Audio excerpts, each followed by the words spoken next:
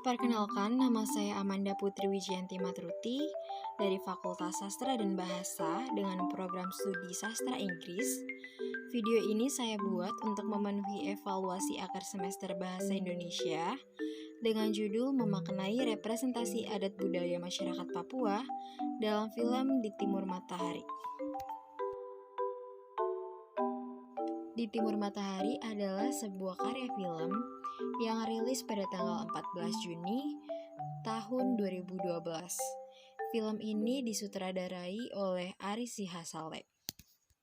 Di dalam film Di Timur Matahari, kondisi alam Papua ditunjukkan dengan sangat jelas. Papua dengan alamnya yang indah, hutan yang lebat, serta pegunungan. Tetapi tidak hanya itu saja, melainkan juga jalan yang sulit ditempuh, yaitu jalan yang bergelombang, tidak ada jalan raya yang diaspal, lalu juga belum ada bangunan yang kuat untuk sekolah, rumah sakit, maupun rumah warga. Masih berupa kayu dan menggunakan jerami.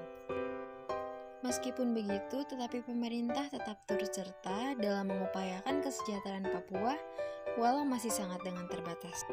Di tengah semua keterbatasan yang ada di Papua, hanya agama dan adat saja yang dipegang teguh dan dihormati oleh masyarakat setempat, bahkan melebihi dari aparat pemerintahan.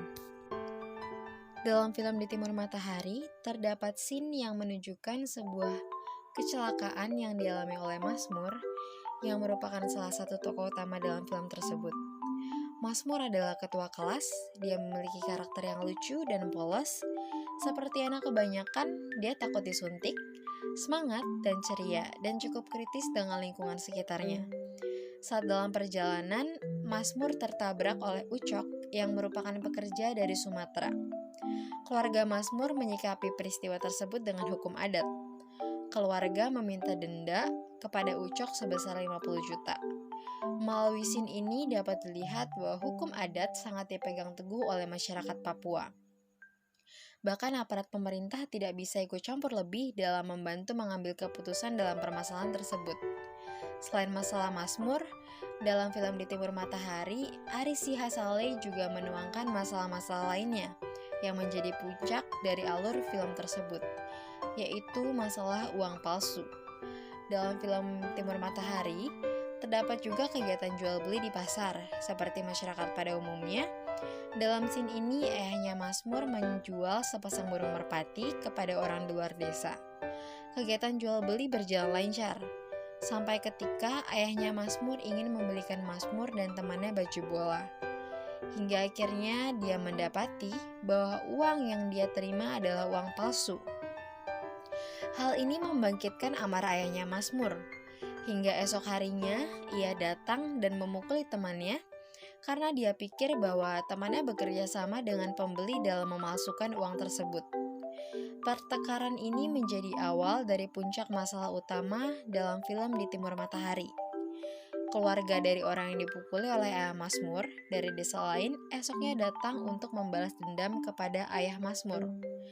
Dalam perjalanan, ayah Masmur dibunuh di jembatan menggunakan sebuah panah. Lalu Masmur melarikan diri dengan cara melompat ke sungai. Kejadian ini memicu perseteruan dan perang antar suku.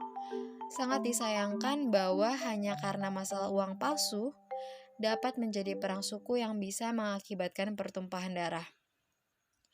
Akan tetapi, kedamaian di tanah Papua di dalam film ini tetap bisa dirasakan dan tetap bisa tumbuh karena pengaruh dari keagamaan yang kuat.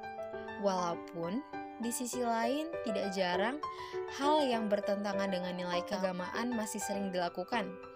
Contohnya, minum-minuman keras, lalu kekerasan dalam rumah tangga, lalu juga laki-laki dianggap lebih tinggi dari perempuan, sehingga banyak terjadi kekerasan dalam masyarakat.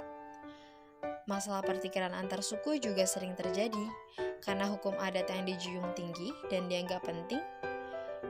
Mereka berpikir bahwa mata dibalas mata dan gigi dibalas gigi. Jadi jika ada satu peristiwa atau kejadian dialami oleh satu desa, dia akan membalas hal tersebut dengan setimpal. Dan hal ini sangat bertolak belakang dengan hukum agama dan juga pemerintahan. Hal ini sering menjadi konflik yang berlarut-larut dan masalah sepele seperti Mazmur atau uang palsu yang seharusnya dapat diselesaikan secara damai justru malah menimbulkan konflik yang besar hingga sampai dengan pertikaian antar suku dan menimbulkan kerugian harta, kerusakan lingkungan, pertumpahan darah, serta nyawa. Artikel ini dibuat dengan tujuan untuk mengenal lebih tentang kehidupan serta adat dan budaya di Papua.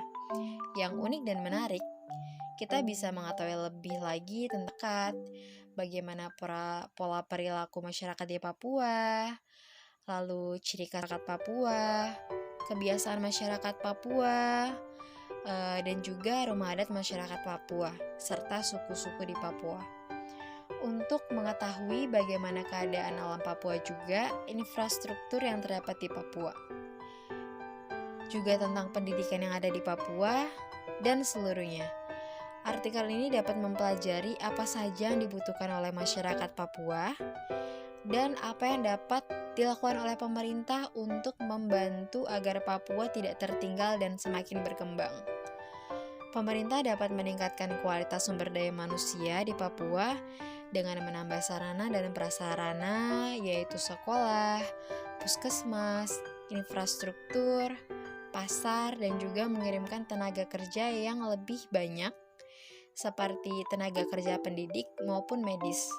Alicia Saleh juga menambahkan pada akhir film, saling memaafkan adalah pilihan terbaik karena cinta dan kedamaian akan membawa kebahagiaan bagi anak-anak kita.